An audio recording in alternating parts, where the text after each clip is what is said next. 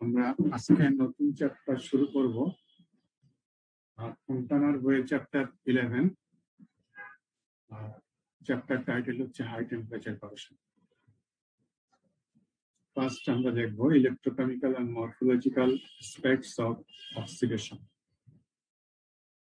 এখানে যেটা দেখানো হয়েছে যে এই হ্যাশড লাইন যে অংশটুকু, এইটুকু হচ্ছে মেটাল। মেটাল একটা এনভায়রনমেন্টে রাখা হয়েছে, সার্টেন পিরিয়ডের পরে মেটালের উপরে অক্সাইড ডেভেলপ করছে। সো এতটুকু হচ্ছে অক্সাইড। অক্সাইডে আর যে সমস্ত নাম হতে পারে, স্কেল নাম হতে পারে, স্কেলও বলা যায়, ফিল্মও বলা হয়। সো এখান থেকে এতটুকু অক্সাইড, স্কেল আর ফিল্ম। এখানে মেটালের থেকে অক্সাইডের থিকনেসটাকে অনেক বেশি দেখানো হয়েছে ইচ্ছাকৃতভাবে। এটা হচ্ছে স্কেমেটিক ইলাস্ট্রেশন, রিয়েল পিকচার না। স্কেমেটিক হচ্ছে যে সুন্দরভাবে বোঝার জন্য আমরা যখন নিজেদের মতো করে, মানে রিয়েল সায়েন্সটাকে ঠিক রেখে নিজেদের মতো করে ছবি এঁকে আমরা বোঝার চেষ্টা করি বা বোঝানোর চেষ্টা করি, সেটাকে বলা হয় স্কেমেটিক ইলাস্ট্রেশন। আমরা এখানে অক্সাইড বা স্কেল বা ফিল্মের ভিতরে কি ঘটনা ঘটছে সেটা বোঝার চেষ্টা করবো, সেই জন্য এই জায়গাটাকে বড় করে রাখা হচ্ছে। আর এরপরে এই সাইডে আছে environment, that is air. Air অথবা অন্য কোনো কিছু থাকলে আমরা গ্যাসও বলতে পারি, এগুলো আছে। এখানে কি কি ঘটনা ঘটছে, এখানে এখানে তিনটা জিনিস, একটা এয়ার বা গ্যাস, মাঝখানে অক্সাইড, আর বাম পাশে হচ্ছে মেটাল। যে কোনো দুইটা জায়গার মাঝখানে জায়গাটাকে ইন্টারফেস বলা হয়। কারণ এই জায়গাটাকে আমরা বলবো মেটাল স্কেল ইন্টারফেস। সো এই জায়গাটার নাম হচ্ছে মেটাল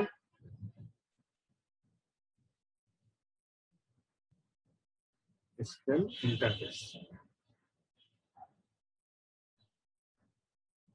আর এই জায়গাটার নাম হচ্ছে কি, হচ্ছে স্কেল গ্যাস ইন্টারফেস,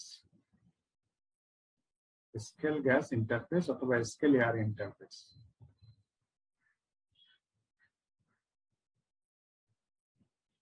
শুরুতে আমরা ওই গ্যাসে বা এয়ারে শুধু মেটালটুকু রেখেছিলাম। আফটার সার্টেন পিরিয়ড এরকম একটা স্কেল ডেভেলপ করেছে, এবং এই আফটার সার্টেন পিরিয়ডের পরে কি হচ্ছে সেটা আমরা আজকে আলোচনায় আনবো। এখন আফটার সার্টেন পিরিয়ডের পরে কি হবে, পরে এই স্কেল আরো বড় হবে, আরো ডেভেলপ হতে পারে, অথবা আর ডেভেলপ নাও হতে পারে। এটা ডিপেন্ডস। আমরা পিলিং বেডওয়ার্ড রেশিও এবং তিনটা ইকুয়েশন আমরা লাস্ট ক্লাসে পড়েছি যে কোন সময় থেমে যায়। এটা যদি লগারিথমিক ইকুয়েশন হতো তাহলে একটা লিমিটিং থিকনেস আসার পরে, এবং সেটা এত বড় না, অবশ্যই এত বড়টা যে কত বড় আমরা জানি না, আমরা এটা বড় করেই দেখিয়েছি। এইটাই যদি লিমিটিং থিকনেস হতো, এই স্কেলটা এইটা আসার পরে আর বাড়তো না কোনো সময়। এটা যদি লগারিথমিক ইকুয়েশনে যেত। এক্সাম্পল স্বরূপ অ্যালুমিনিয়াম, যদি মেটালটা যদি অ্যালুমিনিয়াম হতো এবং এর এই স্কেলটা থিকনেস যদি 1000 আর্মস্ট্রংয়ের নিচে থাকতো এবং আর টেম্পারেচার যদি খুব বেশি না হতো, তাহলে এর পরে আর বাড়তো না। ওইগুলো স্পেশাল কেস, আমরা স্পেশাল কেসের দিকে যাব না। আমরা ধরে নিচ্ছি যে স্কেলটা বাড়বে। মাস মেটালের জন্য যে ঘটনা ঘটে সেইগুলোই আমরা দেখছি। তো এখানে কি হবে, এই মেটালের কাছে এখানে দেখানো হয়েছে মেটালটা অক্সিডেশন হচ্ছে।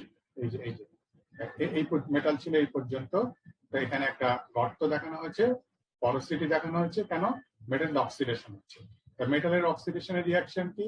মেটালের অক্সিডেশনটা রিয়াকশন হচ্ছে এম দিয়ে এম প্লাস যোগ ইলেকট্রন। এটা হচ্ছে মেটালের অক্সিডেশন রিয়াকশন। এই যে ইলেকট্রন, যেটা মেটাল আয়ন হচ্ছে কি, মেটাল আয়ন হচ্ছে আর কি হচ্ছে, ইলেকট্রন হচ্ছে। সো এবং এই যে মেটালটা ক্ষয় হয়ে চলে গেল, সেই জন্য এখানে গর্ত দেখানো হচ্ছে। তা মেটাল আয়নটা কি হবে, স্কেলের ভিতর দিয়ে মুভ করবে, আর ইলেকট্রনটা সে প্রথমে মেটালের ভিতরে যাবে, মেটালের ভিতর দিয়ে গিয়ে ঘুরে এসে সে আবার অক্সাইডের ভিতর দিয়ে বাইরের দিকে আসবে। এখন এই অক্সাইডে এটা হচ্ছে ইলেকট্রন আর এটা হচ্ছে আয়ন, এগুলোকে বলা হয় আয়ন। ইন জেনারেল বলে আয়ন, আর স্পেসিফিক নাম হচ্ছে যখন প্লাস হয় তখন সেটাকে বলা হয় ক্যাটায়ন। সো ইন জেনারেল নাম আয়ন, আর স্পেসিফিক যখন প্লাস আয়ন হয় তখন তাকে বলা হয় ক্যাটায়ন। ক্যাটায়ন ইলেকট্রনের ভেলোসিটি অনেক বেশি থ্রু স্কেল বলি, থ্রু মেটাল বলি, দেন দা আয়ন। সো ইলেকট্রন খুব দ্রুত বেগে এই পাশে চলে আসে। এই পাশে চলে এসে এই জায়গায় যে কি হচ্ছে, এই জায়গাটা হচ্ছে এই যে scale gas interface. Scale gas ইন্টারফেসে ইলেকট্রনটা আগে চলে এসে সে অক্সিজেনের সঙ্গে অক্সিজেন পাবে। তাহলে অক্সিজেন ইলেকট্রনটা নিয়ে নেগেটিভ হয়ে O2 মাইনাস হবে। ইলেকট্রন অ্যাবজর্বটাকে বলা হয় আমরা রিডাকশন বলা হয়। সো এটা হচ্ছে অক্সিডেশন রিঅ্যাকশন। এটা কোথায় হচ্ছে? একটা মেটাল স্কেল ইন্টারফেস। পরের স্লাইডে লেখা আছে বিস্তারিত, আমি একটু সংক্ষেপে বলে যাচ্ছি, বুঝে নাও। তাহলে অক্সিডেশন রিঅ্যাকশনটা হচ্ছে কোথায়? মেটাল স্কেল ইন্টারফেসে। হওয়ার পরে ইলেকট্রন আর মেটাল ক্যাটায়ন তৈরি হচ্ছে। ইলেকট্রনটা অনেক দুজনেরই গতি আউটসাইডের দিকে। ইলেকট্রনটার স্পিড অনেক বেশি বলে সে অনেক আগে আউটসাইডে চলে আসছে। আউটসাইডে চলে এসে সে অক্সিজেন পাচ্ছে। সো অক্সিজেনের সঙ্গে রিডাকশন করে। সো এটা হচ্ছে রিডাকশন রিয়াকশনের মাধ্যমে O2 এটারও ইঞ্জিনিয়ারিং নাম আয়ন, কিন্তু স্পেসিফিক নাম হচ্ছে কি অ্যানায়ন। নেগেটিভ বলে এটা অ্যানায়ন। সো অ্যানায়নের মুভমেন্ট হবে ভিতরের দিকে। সো তাহলে হচ্ছে কি যে ক্যাটায়নের movement from metal scale interface থেকে টু আউটওয়ার্ডস, আর অ্যানায়নের movement from scale gas interface থেকে ইনওয়ার্ডস। তাহলে কোনো এক জায়গায় এরা মিলিত হবে, মেটাল আর অক্সিজেন। এই যে M প্লাস, আর এটা ওভারঅল রিয়াকশনটা হবে M প্লাস যোগ O মাইনাস। এটা 2 প্লাস ধরে নেই মেলানোর সুবিধার জন্য, তাহলে 2MO। সো একটা অক্সাইড লেয়ার তৈরি হলো। এই অক্সাইড লেয়ারটা হচ্ছে এখানে। এই অক্সাইড লেয়ারটা যদি দুজনের স্পিড যদি সমান হয়, তাহলে এইটা দ্বারা মিলিত হবে মাঝখানে। তাহলে মাঝখানে ওই অক্সাইড লেয়ারটা তৈরি হবে, একটা তিন অক্সাইড। এই তৈরি হবে, ডান সাইডটা আরো সামনে অতটুকু বেড়ে যাবে। একটা ব্যালেন্স তৈরি হবে, ডাইনে কিছুটা বাড়বে আবার বামে কিছুটা এদিকে সরে আসবে, কারণ মেটাল অলরেডি চলে গেছে। এই সব মিলে সে মেটালের থিকনেস কিছু কমে আসবে আর অক্সাইডের লেয়ার থিকনেস কিছু বেড়ে যাবে, কিন্তু আলটিমেটলি এই জায়গাটা ডান দিকে শিফট করবে, কারণ আমরা জানি মেটাল যতটুকু কনজিউমড হলো অক্সাইড লেয়ার তার থেকে বড় হয়। সো কিছুটা ডান দিকে শিফট করবে। যদি মেটালের স্পিড ক্যাটায়নের স্পিড অ্যানায়নের স্পিড থেকে অনেক কম হয়, তাহলে এটা এমন হতে পারে যেটা মাঝখানে না হয়ে এই জায়গায় ডেভেলপ করে। আবার যদি ক্যাটায়নের স্পিড অ্যানায়নের স্পিড থেকে যদি অনেক বেশি হয়, তাহলে এমন হতে পারে যে এর ভিতরে কোথাও ডেভেলপ করলো না, একদম আউটসাইডে এসে ডেভেলপ করলো। ডিপেন্ডস। আমরা ওই দিকে যাবো না, আমরা তাহলে বুঝতে পারছি যে মেটালের অক্সাইড ফর্মেশনটা কিভাবে হচ্ছে এবং অক্সাইডের থিকনেসটা কিভাবে আস্তে আস্তে বেড়ে যাচ্ছে। যে কথাগুলো বললাম এখানে সামারিতে এখানে লেখা আছে। তাহলে কি হচ্ছে, মেটাল কি হচ্ছে, অক্সিডেশন হচ্ছে কোথায়? মেটাল স্কেল ইন্টারফেসে হয়ে এই জিনিসটা হচ্ছে, এটা আউটসাইডের দিকে আসতে, এটাও আউটসাইডের দিকে আসতে। আর কি হয়, অক্সিজেন আয়ন এই স্কেল গ্যাস ইন্টারফেসে কি হয়, অক্সিজেন ইলেকট্রনটা নিয়ে অক্সিজেন আয়ন তৈরি হয়, এটা ইনসাইডে যেতে থাকে, ইনার সাইডে যেতে থাকে। সো রিডাকশন হয় at scale gas interface. So overall রিঅ্যাকশনটা এই দুটো যদি আমরা যোগ করি তাহলে কি হয়, বাম সাইডে আছে তিনটা, এই তিনটা আছে বাম সাইডে দেখো, আর ডান সাইডে আছে এই তিনটা। তো বাম সাইডে তিনটার ভিতরে একটা আছে দুটো ইলেকট্রন, আর ডান সাইডে তিনটার ভিতরে আছে দুটো ইলেকট্রন। দুটো ইলেকট্রন কেটে যায়, তার মানে এর পাশেও দুটো ইলেকট্রন ছিল 2e, আর এর পাশেও দুটো ইলেকট্রন ছিল 2e। সো এটা কেটে গেছে, কেটে যে আলটিমেটলি ওভারঅল রিঅ্যাকশনটা হচ্ছে মেটাল যে অক্সিজেন সম M ওভারঅল রিঅ্যাকশন। এই এমওটা কোথায় ডেভেলপ করবে? Depends on the velocity, relative velocity of M plus আর O2 minus. M2 plus O2 relative velocity হবে। যদি দুজনের ভেলোসিটি সমান হয় তাহলে অলরেডি যে ডেভেলপ MO আছে তার মাঝখানে এটা ডেভেলপ করবে। এই এখন তাহলে ওই আগের ছবিটা এখানে ছোট করে আনা হয়েছে যাতে তোমরা ছবি দেখে বুঝতে পারো। তাহলে এই যে আমার স্কেলটা বা অক্সাইড লেয়ার আর স্কেল লেয়ার, এটা কি কি কাজ করছে? আমি একসঙ্গে যদি এখানে একটা সেই ড্রাই সেল ব্যাটারি একটা ছবি আঁকি, তোমাদের যা মনে আছে অলরেডি যে ড্রাই সেল ব্যাটারির ভিতরে এখানে একটা কার্বন ছিল, কার্বন যেটা পজিটিভ হিসেবে কাজ করে, এটা ছিল জিঙ্ক যেটা নেগেটিভ হিসেবে কাজ করে, আর এখানে ছিল ইলেকট্রোলাইট ছিল, ইলেকট্রোলাইট। আর এখান দিয়ে একটা যদি কন্ডাক্টর দেই তাহলে এখান দিয়ে ইলেকট্রন পাস করছিল, ইলেকট্রন যাচ্ছিল।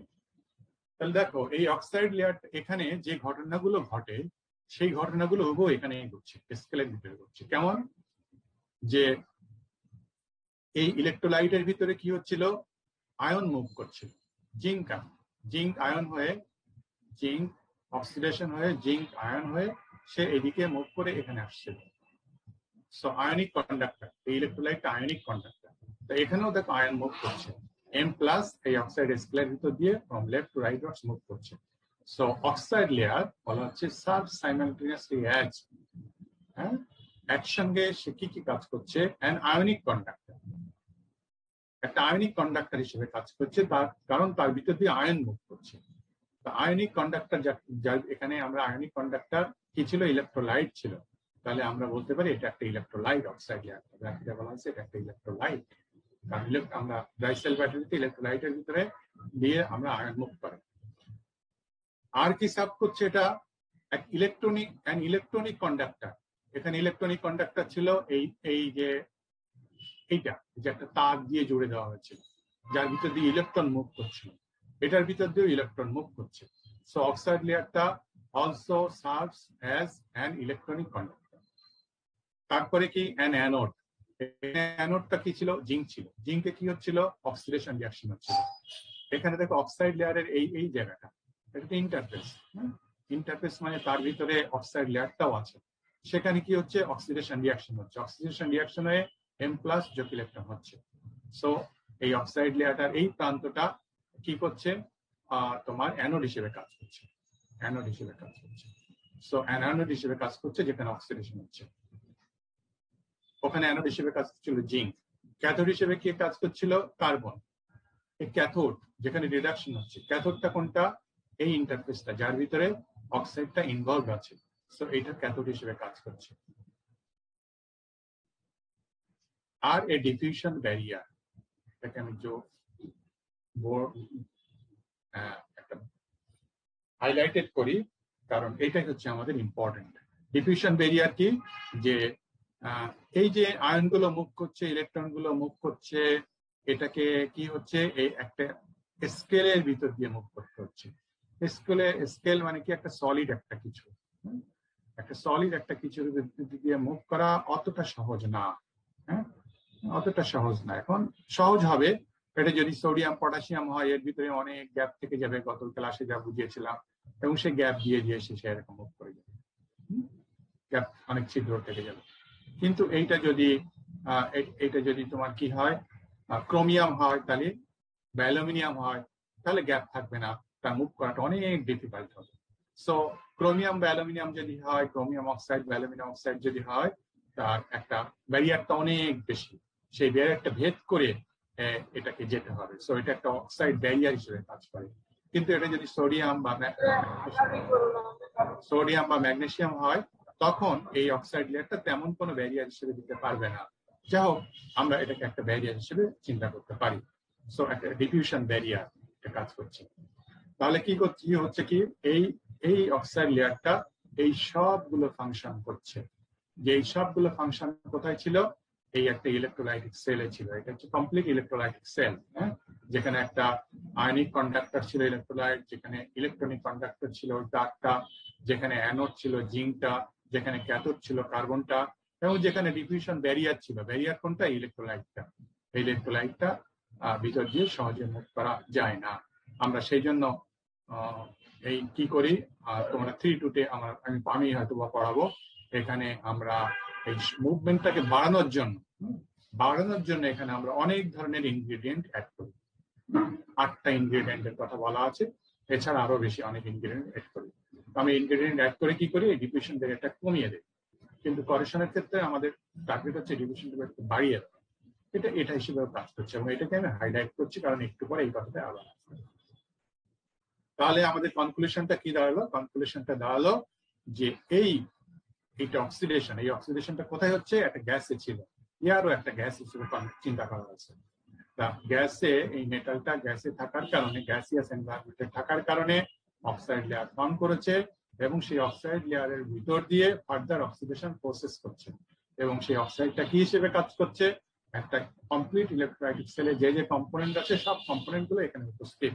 সেই জন্য বলা হচ্ছে গ্যাসিয়াস অক্সিডেশন ইজ অ্যানালগাস, সমতুল্য to aqueous galvanic corrosion or electrolytic cell. ওই যে অ্যাকুয়াস ইলেকট্রোলাইটিক সেল, এটাকে ইলেকট্রোলাইটিক সেল বলা হয়, এটাকে গ্যালভানিক করেশনও বলা হচ্ছে কারণ কার্বন এবং জিঙ্ক দুটো ভিন্ন ভিন্ন ইলেকট্রোড এখানে ইনভলভ, সো এটাকে গ্যালভানিক করেশন বলা হয়। তাহলে কনক্লুশনটা এই দাঁড়াচ্ছে যে আমি একটা মেটালকে শুধুমাত্র একটা এয়ারে অথবা গ্যাসে রেখেছি, তার কারণে তার অক্সিডেশন প্রসিড করছে এবং গ্যাসিয়াস অক্সিডেশন হচ্ছে। এই গ্যাসের অক্সিডেশনটা কার সঙ্গে সমতুল্য? ওই ইলেকট্রোলাইটিক একটা কমপ্লিট সেলের সঙ্গে অথবা একটা গ্যালভানিক করেশনের সাথে সমতুল্য। এটা হচ্ছে কনক্লুশন। পরীক্ষায় কোশ্চেন আছে, এই সেন্টেন্সটা তুলে দেওয়া হয়, তুলে দিয়ে বলা হয় explain with neat space, explain with neat space।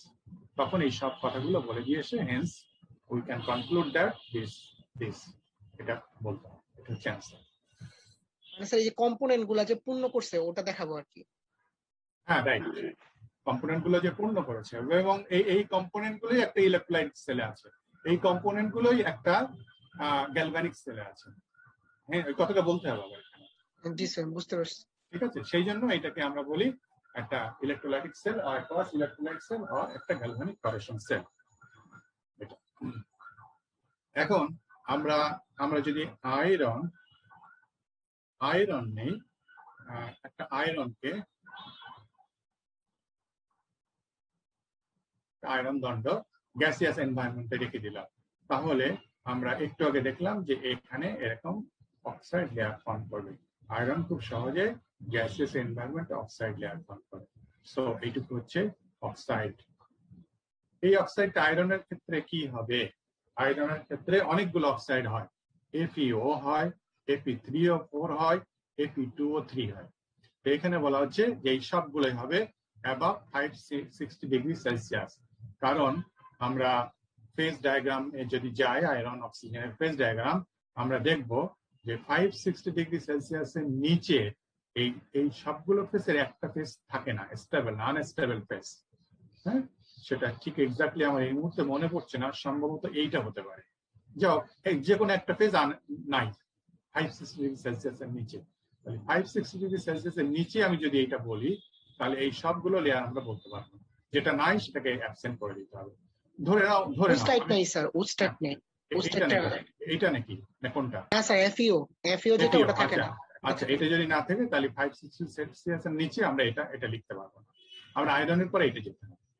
তাহলে 560 ডিগ্রি আমি সবগুলো আনার জন্য আমার এখানে যে জিনিসটা বোঝা দরকার সেটা ইম্পর্টেন্ট, সবগুলোই বোঝা দরকার। আনার জন্য এখানে 560 ডিগ্রি সেলসিয়াস লেখা হয়েছে, তাহলে এই সবগুলো থাকবে। এখন কোনটা কোথায় থাকবে? এই তো অক্সাইড লেয়ার তো তিনটা, তাহলে আমি এখানে যদি তিনটা ভাগে ভাগ করি, একটা এটা, একটা এটা, একটা এটা। এখন এটা কি ইন্টারমিক্স হয়ে থাকবে না পরপর থাকবে? এটা পরপর থাকবে, ইন্টারমিক্স হয়ে থাকবে না। কিভাবে থাকবে পরপর? যে মোস্ট আয়রন রিচ অক্সাইড যেটা, যেমন FeO, এটা আছে 1 তাই না? আর এটা আছে দেখো 3, এটা 4, এটা মানে আয়রনের চেয়ে অক্সিজেন বেশি, রেশিও করলে এটা আয়রনের চেয়ে অক্সিজেন আরো বেশি। তাহলে এই তিনটা অক্সাইডের ভিতরে মোস্ট আয়রন রিচ অক্সাইড হচ্ছে এইটা। তো মোস্ট আয়রন রিচ অক্সাইডটা থাকবে আয়রনের সাথে। সো এইটা যদি আয়রন হয় তাহলে মোস্ট আয়রন রিচ অক্সাইড হচ্ছে FeO, so this one will be FeO। আর এইটা হচ্ছে এই তিনটা অক্সাইডের ভিতরে মোস্ট অক্সিজেন রিচ, হ্যাঁ মোস্ট অক্সিজেন রিচ স্কেলটা থাকবে হচ্ছে অক্সিজেনের সাথে। সো এইটা হবে Fe2O3 আর মাঝখানেরটা হবে Fe3O4। এটা লজিক্যাল, কারণ যেটা যার দিকে যে জিনিসটা আছে সেটা রিচ হবে। Most oxygen on pure metals all stable oxide, সমস্ত স্টেবল অক্সাইড এগুলোর কথা বলা হচ্ছে। সেই জন্য 570 টানা হয়েছে, কারণ এই তিনটা অক্সাইড 570-এর উপরে যে স্টেবল হয়। ফেজেস ফর্ম ইন সিকোয়েন্স থাকবে। কোনটা কোথায় থাকবে? মোস্ট অক্সিজেন দিস কম্পাউন্ড একটা স্কেল গ্যাস ইন্টারফেস। এই জায়গায় মোস্ট অক্সিজেন দিস কম্পাউন্ডটা হচ্ছে Fe2O3। আর most metal this component at the metal scale interface, এটা এখানে হচ্ছে FeO। For iron above 5 Celsius, the sequence from metal side 2. So this is the metal side and this is the gas side. And সে এইভাবে যাবে।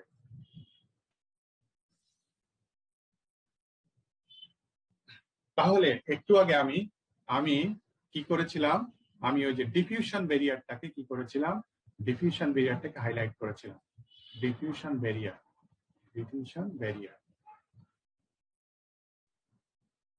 এটাকে আমি highlight করেছিলাম। তাহলে এবং এটা একটা ইলেকট্রোলাইট। তাহলে এই যে অক্সাইড লেয়ার ফর্ম করার জন্য কি হতে হবে? কতগুলো স্টেপ ছিল? একটা ছিল অক্সিডেশন, M হয়ে M+ যোগ ইলেকট্রন, তাই না?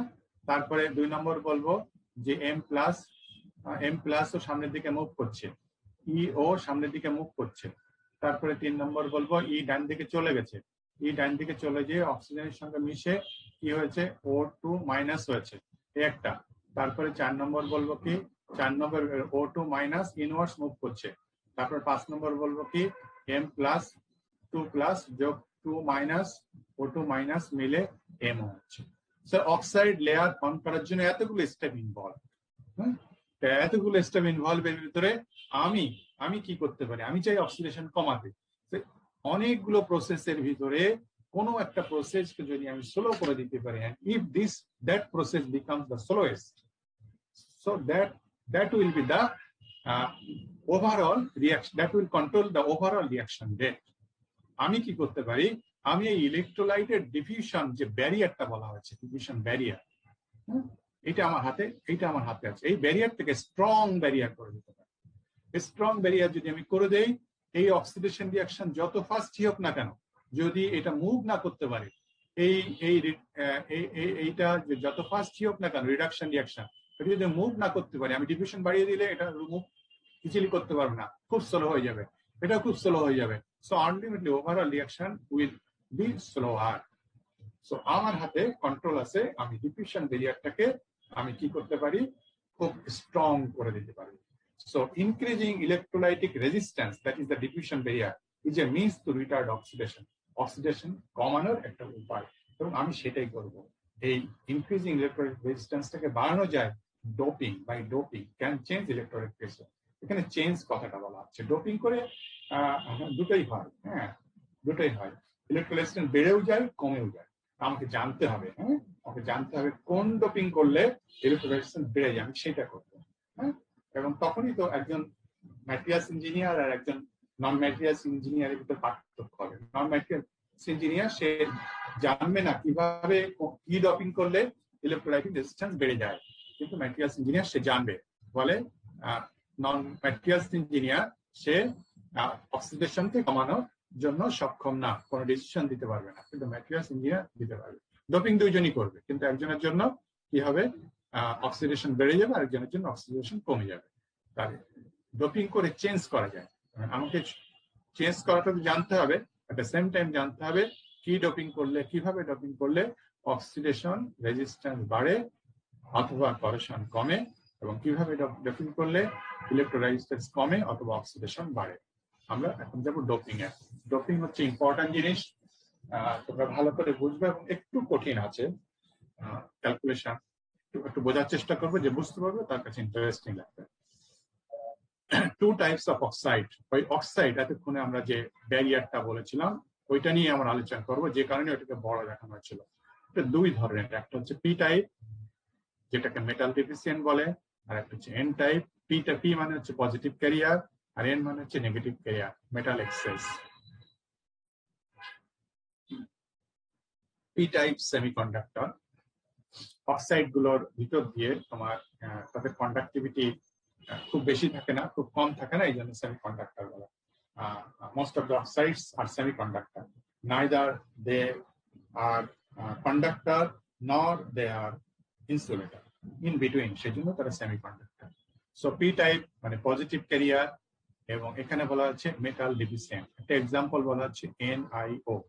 এই NiO আমরা তোমাদেরকে সবাইকে যদি বলে NiO ফর্মুলা লেখো, তোমরা সবাই লিখবে NiO। আমি যদি বলি নিকেল অক্সাইডের ফর্মুলা লেখো, তোমরা সবাই লিখবা NiO, ঠিক আছে। এটা হচ্ছে এই মানে থিওরিটিক্যালি হচ্ছে নিকেল অক্সাইডের ফর্মুলা হচ্ছে NiO। এইটাকে বলা হয় স্টয়চিওমেট্রি। আমার বানান একটু ভুল হয়ে যেতে পারে, জানি না। স্টয়চিওমেট্রি মানে একটা কম্পাউন্ডের ভিতরে এলিমেন্ট গুলো ঠিক যে যে রেশিওতে থাকা উচিত সেই রেশিওতে যদি থাকে, তখন ওইটাকে বলা হয় স্টয়চিওমেট্রি। নিকেল অক্সাইডের ভিতরে N একটা, অক্সিজেন একটা থাকার কথা, সেই জন্য এটা। কিন্তু যখন আমরা স্কেলে দেখবো, রিয়েল লাইফ যখন নিকেল অক্সাইডের স্কেলটা দেখবো, কোথায় দেখবো? আমি যদি নিকেল একটা এনভায়রনমেন্টে ফেলে রাখি, গ্যাসিয়াস এনভায়রনমেন্টে, এয়ারে ফেলে রাখি, তখন তার গায়ে একটা স্কেল ডেভেলপ করবে ওই নিকেল অক্সাইড। এইবার এই নিকেল অক্সাইড থেকে যদি আমি অ্যানালাইসিস করি, এটাতে কোনো সময় অলমোস্ট 100 টাইমস, 100টা যদি করি, 100টার ভিতরে আমরা ডিফেক্ট দেখতে পাবো। থিওরিটিক্যাল স্টয়চিওমেট্রি পাওয়া যায় না, তখন ওইটাকে বলা হয় নন স্টয়চিওমেট্রি। নন স্টয়চিওমেট্রিতে কি হবে? এটার ক্যারেক্টারিস্টিক্স কি? এটা বলে মেটাল ডিফিসিয়েন্ট। মেটালটা সবসময় কম থাকে নিকেল অক্সাইড, রিয়েল মানে রিয়েলিটিতে। তার মানে কি থাকে? এই রেশিওটা এরকম হয়ে যায়, N1 তো 1 মাইনাস ডেল, একটু কম থাকে। ও এইটা হচ্ছে রিয়েলিটিতে পাওয়া যায় সবসময় নিকেল। থিওরিটিক্যালি এটা, বাট এইটা, এবং এইটাকে বলা হয় নন স্টয়চিওমেট্রি। এটা কি ভ্যালেন্সের চেঞ্জ হয়? ডিফেক্ট বলা হয় এটাকে, অক্সাইড ডিফেক্ট বলা হয়। অক্সাইড সবসময় ডিফেক্টিভ থাকে, কিন্তু তাই বলে এই যে নিকেল কমে গেল বলে এখানে যেমন ভ্যালেন্সি 2, এখানেও ভ্যালেন্সি 2। হ্যাঁ, এই ভ্যালেন্সির কারণে কি হচ্ছে কি, তোমার কোনো চার্জ থাকে না, পজিটিভ নেগেটিভ কোনো চার্জ থাকে না। আনলিমিটেড এটার ভিতরে কোনো পজিটিভ নেগেটিভ চার্জ থাকবে না। কিভাবে থাকবে না একটু পরে দেখবা। দেখো নিকেল কিন্তু একটা কমে গেছে, তাহলে তো নেগেটিভ চার্জ বেড়ে যাওয়ার কথা, তাই না? জি স্যার, তো ভ্যালেন্সি চেঞ্জ হয় না। চেঞ্জ হবে না, বেড়ে যাবে না। That is the defect. আমি একটু পরে আসছি, পরের স্লাইডে আসছি। কারণ যদি রিয়েল কমে যায় কিন্তু অন্যভাবে চার্জ থেকে ব্যালেন্সড হয়ে থাকে, সেই জন্যই আমি নিকেল অক্সাইডে হাত দিলে আমাকে কোনো সময় শক করবে, চার্জটা ব্যালেন্সড হয়ে থাকে। কিন্তু নিকেলটা কম থাকে, এই জন্য বলা হয় মেটাল ডিফিসিয়েন্ট। সো নিকেল পোর্শনটা কম, ডেল পরিমাণ কম। এবং নিকেল যেখানে থাকার কথা, নিকেলটাকে কিভাবে থাকে পরে দেখবো। Cation vacant site. ক্যাটায়ন কাকে বলে? এই ক্ষেত্রে ক্যাটায়নটা হচ্ছে Ni2+। সো আমি একটু আগে বলেছি পজিটিভ আয়নকে ক্যাটায়ন বলে। এইটা যেখানে থাকার কথা সেখানে কিছু কিছু জায়গায় এই জিনিসটা নেয়, খালি জায়গা থেকে যায়, ভ্যাকান্ট সাইট। তো তৈরি হয় ক্যাটায়ন ভ্যাকান্ট সাইট, এবং পরের স্লাইডে এই জিনিসগুলো আসবে। একটু মনে রাখতে হবে, পি টাইপ সেমিকন্ডাক্টর মানে হচ্ছে মেটাল ডিফিসিয়েন্ট থাকে, আর ক্যাটায়ন ভ্যাকান্ট সাইট থাকে। মানে ক্যাটায়ন মানে হচ্ছে পজিটিভটা, পজিটিভ না থাকা মানেই কি? পজিটিভ তো মেটাল থেকে আসে, সো মেটাল ডিফিসিয়েন্ট। সো এটা সাথে লজিক্যাল এক্সাম্পল হচ্ছে নিকেল অক্সাইড। আর স্টয়চিওমেট্রি মানে থিওরিটিক্যালি যে কম্পোজিশনে থাকার কথা সেটা যদি থাকে সেটাকে স্টয়চিওমেট্রি বলে, কিন্তু রিয়েলে এটা থাকে না। সবসময় পি টাইপ গুলো মেটাল ডিফিসিয়েন্ট অবস্থায় থাকে, সো Ni1 মাইনাস ডেল ও। সো রিয়েল অবস্থায় আমরা সবসময় নন স্টয়চিওমেট্রিতে পাবো। কিভাবে পাবো? নো ডোপিং, মানে ন্যাচারালি যেটা পাওয়া যায় নিকেল অক্সাইডে, কোনো ডোপিং করা হয়নি, সেই নিকেল অক্সাইডটা এখানে দেখানো হচ্ছে। দেখো নিকেল অক্সাইডটাকে যদি আমি ভাঙি, NiO, এটাকে যদি আমি ভাঙি তাহলে কি হবে? সরি, Ni2+, আর একটা কি প্লাস দেই O2 মাইনাস, এই দুটো মিলেই হয়ে যায় নিকেল অক্সাইড। তার মানে M এবং একটা Ni2+ হবে আর একটা O2 মাইনাস হবে। সো দেখো আমি কিছুটা জায়গার ভিতরে যদি দেখি, এই যে ঠিক আছে O2 মাইনাস Ni2+, ঠিক আছে O2 মাইনাস, এই জায়গায় যে আবার একটা ঘাপলা আছে Ni3+ হয়েছে, এটা থাকার কথা ছিল Ni2+, তারপর O2 মাইনাস Ni3+। সো এই লাইনে এই একটা ঘাপলা দেখানো হচ্ছে 3+ কেন, আবার এই লাইনে এখান থেকে এই পর্যন্ত ঠিক আছে, আবার এখানে একটা রেক্ট্যাঙ্গেল দেখানো, প্রত্যেক লাইনে একটা একটু গ্যাপ। যা থাকার কথা ছিল এটা তো নন স্টয়চিওমেট্রি। আমি বললাম রিয়েল লাইফে যখনই যাব আমি যাবো নন স্টয়সিয়াম।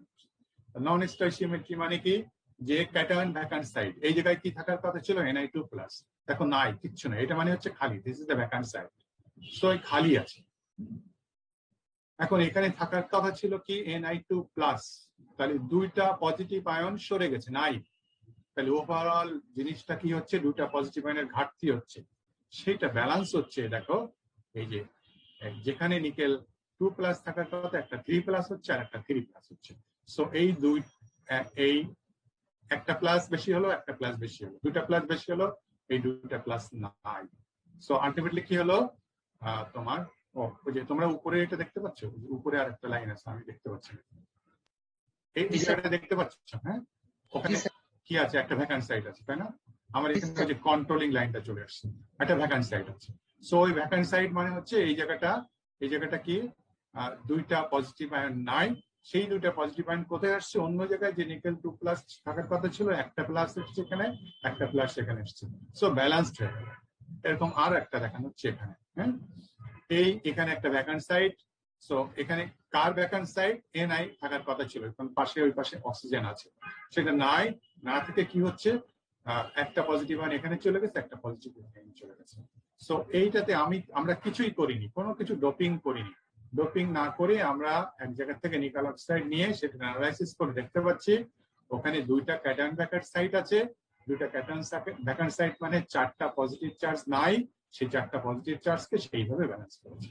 সো ওভারঅল নিউট্রাল, মানে this oxide is neutral, electronically neutral, বা ওভারঅল চার্জ ইজ 0, কোনো চার্জ নাই, কিন্তু ভ্যাকান্ট সাইট আছে, এবং বলা হয়েছে ক্যাটায়ন ভ্যাকান্ট সাইট, তো ক্যাটায়ন ভ্যাকান্ট সাইট আর মেটাল ডিফিসিয়েন্ট, সো এখানে মেটাল থাকার কথা ছিল নাই, সো দুটোই মিলে গেল। এইবারে আমি যখন এটাকে ডোপিং করব, ডোপিং, এখন ডোপিং এর ডেফিনিশন কি, কেউ কি জানো ডোপিং এর ডেফিনিশন? ইমপিউরিটি অ্যাড করে আর কি স্যার। ইমপিউরিটি অ্যাড করা, তো ইমপিউরিটি অ্যাড করা কেন? ইন্টেনশনালি কোনো কিছু অ্যাড করা। আচ্ছা, আর হট, ঠিক আছে, যে কে বললে ইন্টেনশনাল কোনো কিছু অ্যাড করা? স্যার আমি রোল 24। রোল 24, হ্যাঁ, নাম কি? স্যার মোহাম্মদ নাজবুল আহসান দীপন। আচ্ছা, থ্যাংক ইউ। এখন তোমার কাছে আমার কোশ্চেন, ইন্টেনশনালি কোনো কিছু অ্যাড করলাম, যেমন আমরা এস এর ভিতরে ক্রোমিয়াম অ্যাড করি intentionally in order to obtain corrosion resistance, oxidation resistance, তাহলে ওইটাকে কি ডোপিং বলবো? ওটা কি কোনো সময় ডোপিং বলা হয়েছে? ওইটাকে আমি 230 পড়েছি, ওটাকে বলা হয়েছে কি বলা হয়েছে? অ্যালোয়িং বলা হয়েছে। তাহলে what is the difference? Now my question is, what is the difference between alloying addition or alloying and the doping? Doping খুব অল্প পরিমাণে করা হয়, খুব কন্ট্রোলড। 20, রোল নাম্বার 20 বললে? জি স্যার। হ্যাঁ, থ্যাংক ইউ। ডোপিং আর অ্যালোয়িং এডিশনের ভিতর পার্থক্য হচ্ছে দুটা ইন্টেনশনালি করা হয়, কিন্তু ডোপিংটা খুব অল্প পরিমাণে, আর অ্যালোয়িং এডিশন যথেষ্ট পরিমাণে, খুব অল্প পরিমাণে, কোন কোন ক্ষেত্রে ppm লেভেলে, পার্টস পার বিলিয়ন লেভেলে, খুব অল্প পরিমাণে। সো অ্যামাউন্টের তারতম্যের উপরে নির্ভর করে একটাকে ডোপিং বলা হয় আর একটাকে অ্যালোয়িং এডিশন বলা হয়। তো এখানে অল্প পরিমাণে, তো আমি ডোপিং করছি লিথিয়াম দিয়ে। লিথিয়ামটা কি, লিথিয়ামের যোজনী হচ্ছে 1, আর ওইদিকে নিকেল, আমি ডোপিং করছি নিকেল, এটা হচ্ছে নিকেল অ্যালয়, নিকেল পিওর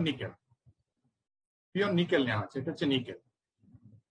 কার ভিতর ডোপিং করছি? নিকেলের ভিতরে। নিকেলের যোজনী কত? 2। যা যোজনী তার ভিতরে ডোপিং করছি তার থেকে কম যোজনী আলা কোন এলিমেন্ট দিয়ে, লিথিয়াম দিয়ে। দেখো কি ঘটনা ঘটছে এখন, তাহলে লিথিয়াম নিকেলের ভিতরে ঢুকে যাবে, তাহলে একটা এমন একটা অক্সাইড তৈরি হবে, যে অক্সাইডের ভিতরে এই সেই অক্সাইড তৈরি হলো, যার ভিতরে শুধু নিকেল অক্সাইড থাকবে না, কিছু কিছু জায়গায় লিথিয়াম অক্সাইড হবে। ডেফিনেটলি লিথিয়াম অক্সাইডের পরিমাণটা অনেক কম হবে, কারণ নিকেল অক্সাইড 99.95 হয়তো আছে, লিথিয়াম হয়তো 0.05% আছে। Most of the oxide will be nickel oxide. Very, very few amount will be lithium oxide. তার মানে লিথিয়াম যেহেতু তোমার নিকেলের মতো একটা এলিমেন্ট, সো নিকেলকে রিপ্লেস করে ওই জায়গাগুলো লিথিয়াম যাবে।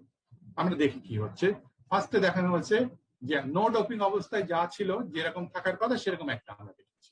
নো ডোপিং অবস্থা কি ছিল? একটা ক্যাটায়ন ভ্যাকান্ট সাইট ছিল, তো দুইটা পজিটিভ পয়েন্ট নাই, দুইটা পজিটিভ পয়েন্টকে ব্যালেন্স করা হচ্ছে এই দুইটা। বোঝো, সবাই বোঝার চেষ্টা করো। তারপরে কি হচ্ছে, এইবারে তাহলে লিথিয়াম দেওয়া হচ্ছে, মানে লিথিয়াম যাবে। লিথিয়াম কোথায় যাবে? অক্সিজেনকে রিপ্লেস করবে না, কারণ lithium characteristics is equivalent to nickel characteristics. হ্যাঁ, nickel positive, lithium also positive, so সে পজিটিভের জায়গায় যাবে। দেখা যাক কোনো একটা পজিটিভ জায়গায় লিথিয়াম গেছে। দেখো লিথিয়াম এখানে একটা নিকেল 2+ থাকার কথা ছিল, সো এখানে ওই নিকেল 2+ কে সরিয়ে দিয়ে লিথিয়াম গেছে। তাহলে এখানে নিকেল কি থাকার কথা ছিল, Na2+, তাই না? তাহলে যদি লিথিয়াম যায় তাহলে কি হলো, একটা পজিটিভ আয়ন কমে গেল, একটা পজিটিভ আয়ন কমে গেল, সেটাকে ব্যালেন্স হলো এইটা দিয়ে। এখানে আবার একটা পজিটিভ আয়ন বেড়ে গেল, সো ব্যালেন্স, ইলেকট্রনিক্যালি সে ব্যালেন্স, চার্জ কনসিডারিং চার্জ দে আর ব্যালেন্সড। সো লিথিয়াম আয়ন যখন ঢুকলো আরেক জায়গায় Na3+ হলো। আরেকটা দেখি, এখানে একটা লিথিয়াম আয়ন ঢুকলো, এখানে নিকেল থাকার কথা ছিল Na2+, থাকার কথা ছিল 2+, সে একটা লিথিয়াম আসলো, নিকেলকে সরিয়ে দিয়ে একটা পজিটিভ চার্জ কমে গেল, সো এখানে একটা পজিটিভ চার্জ বেড়ে গেল। সো কনসিডারিং চার্জ দে আর ব্যালেন্সড। সো একইভাবে এখানে নিকেল থাকার কথা ছিল, নিকেলকে সরিয়ে দিয়ে লিথিয়াম আসলো, সো এখানে একটা পজিটিভ কমে গেল, পজিটিভ একটা বেড়ে গেল, সো ইলেকট্রনিক্যালি দে আর ব্যালেন্সড। আর কোথাও নেই মানে, না কোথাও। সো তাহলে এখন এবার দেখো কি হচ্ছে। এবার প্রথমটা নো ডোপিং এর সাথে পরেরটা চিন্তা করে দেখো। নো ডোপিং এ কি ছিল, চারটা নিকেলের জায়গায় Na3+ চারটা ছিল না, একটা, দুইটা, তিনটা, চারটা, তাই না? চারটা Na3+ কে ব্যালেন্স করার জন্য ভ্যাকান্ট সাইট কয়টা হয়েছিল? দুইটা। এখন দেখো, এখন নিকেল Na3+ কয়টা, একটা, দুইটা, তিনটা, চারটা, পাঁচটা। আমি আরো একটা দেখাতে পারতাম, 6টা, পারতাম না? পারতাম। তো যাও, 5টার জন্য আমি একইভাবে যদি ক্যালকুলেশন করি, তাহলে ভ্যাকান্ট সাইট কয়টা হওয়ার কথা? মনে করেন নিকেল লিথিয়াম দিয়ে আমি ডোপিং করিনি, ঠিক আগে যেমন 6টার জন্য 3টা, তাহলে 5টার জন্য 2.5টা হওয়ার কথা, তাই তো? হয়েছে কয়টা? একটা হয়েছে, তাই না? তাহলে ভ্যাকান্ট সাইটটা কি হয়ে যাচ্ছে, কমে যাচ্ছে। যে প্রতি 2টা Na3+ এর জন্য যে নো ডোপিং এর ক্ষেত্রে যে একটা করে কি হচ্ছিল, ভ্যাকান্ট সাইট তৈরি হচ্ছিল, এখন কি হচ্ছে, প্রতি 2টা নিকেল 3+ এর জন্য কি হচ্ছে, একটা ভ্যাকান্ট সাইট তৈরি হওয়ার দরকার হচ্ছে না, পরিবর্তে ওই একটা ভ্যাকান্ট সাইটকে ভ্যানিশ করে দিচ্ছে 2টা লিথিয়াম আয়ন, তাই না? এই 2টা না থাকলে একটা ভ্যাকান্ট সাইট তৈরি হচ্ছে, তাই তো? সো লিথিয়াম আয়ন ঢুকে কি করছে, ভ্যাকান্ট সাইটকে কমিয়ে দিচ্ছে। হ্যাঁ, ওই যে যার জন্য ভ্যাকান্ট সাইট হবে, প্রতি এখানে যেমন 2টা দেখানো হচ্ছে, এরকম 2টা না, thousands of, millions of Na3+ থাকবে। সো যদি 1 মিলিয়ন থাকে, তাহলে 1/2 মিলিয়ন ভ্যাকান্ট সাইট থাকবে নো ডোপিং, তাই না?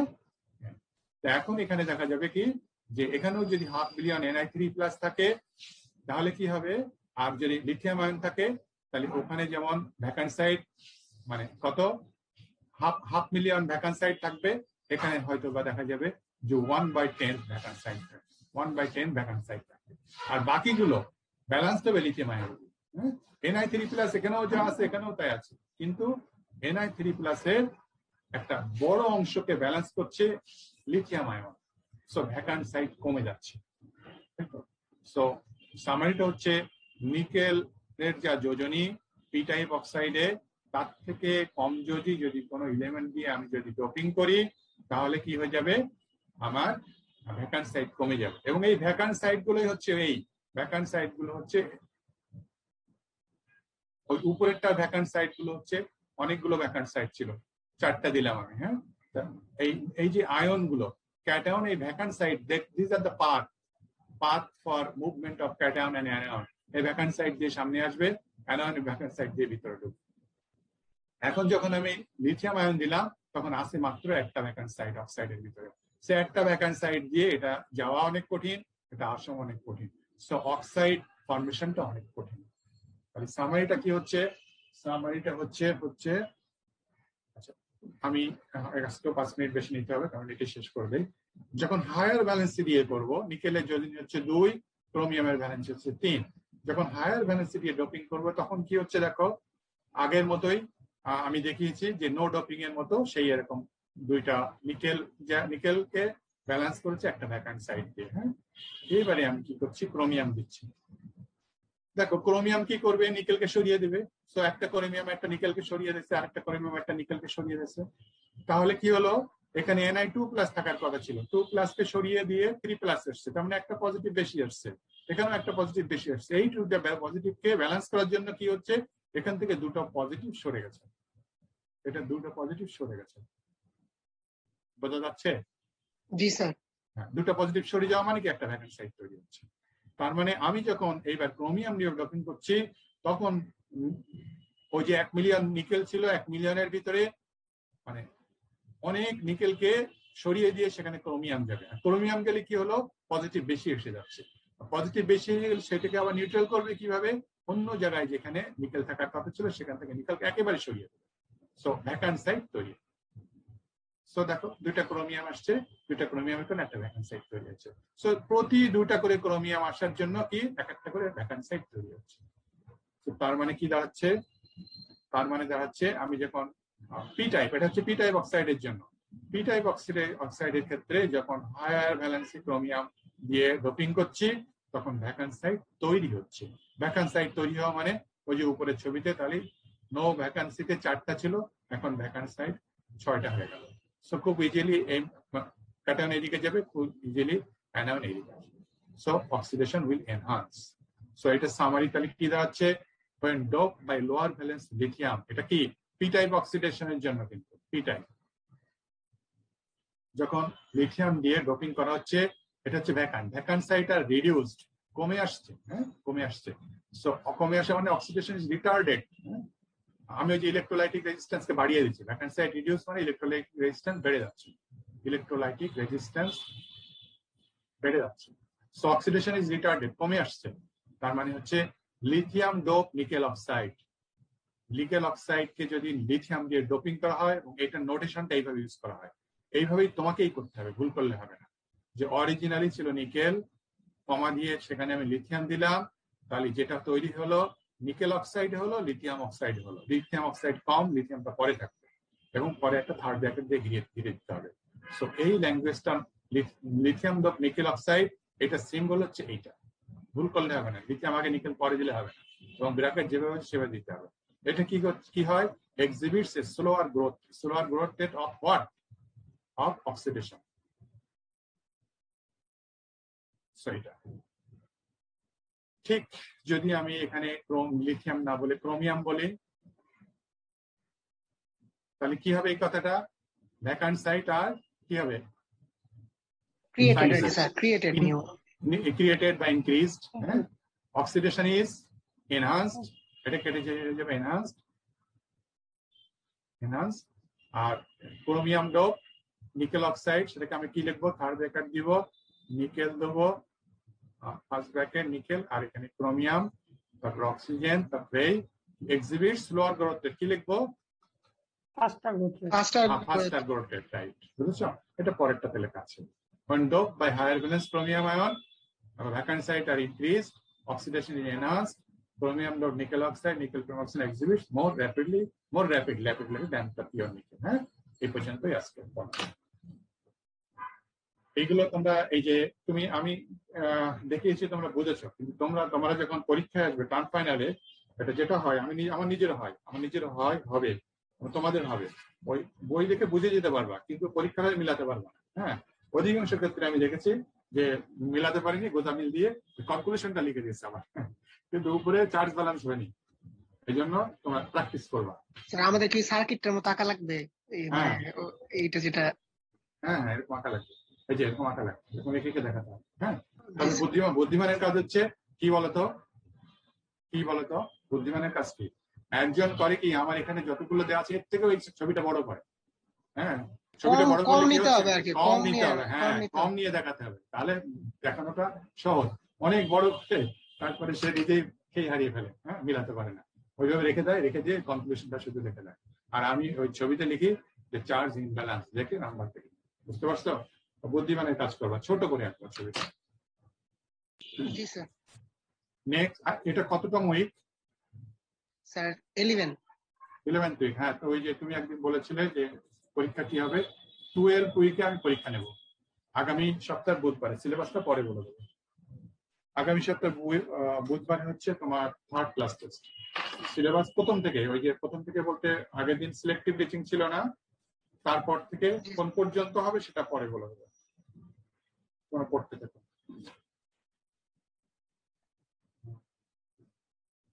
হচ্ছে 25তম class. Roll number 1, Yes, sir. 2, Yes, sir. 3, Yes, sir. 4, Yes, sir. 5, Yes, sir. 6, Yes, sir. 7, Yes, sir. 8, Yes, sir. 9, Sir. 10, 11, Yes, sir. 12, Yes, sir. 13, Yes, sir. 14. Roll number 14, Nahian Islam.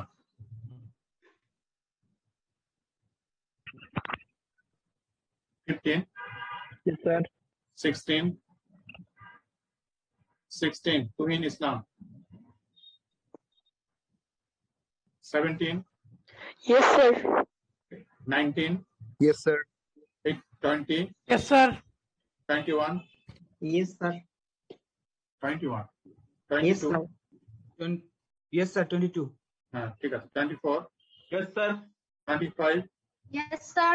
26, Yes, 26, sir. 27, Yes, sir. Yes, 28, 28, Present, sir. 29, Yes, sir. 30, Yes, sir. 31, 31, Hiranmoy Choudhury. 32, Yes, sir. 33, Yes, sir. 34, Yes, sir. 35, Yes, sir. 37, Yes, sir. 38, Yes, sir. 39, Yes, sir. 40, Yes, sir. 41, Yes, sir. 42, Yes, sir. 43, Yes, sir. 44, Yes, sir. 45, 45, Ismail Hossain. 46, Yes, sir. 47, Yes, sir. 48, Sir. 49, Yes, sir. 50, Yes, sir. 12, 19, 12 series 19, Anwar, acho. Yes, sir. 15, okay, 15 series 22, Robin, Yes, sir. Robin acho, Yes, sir. okay.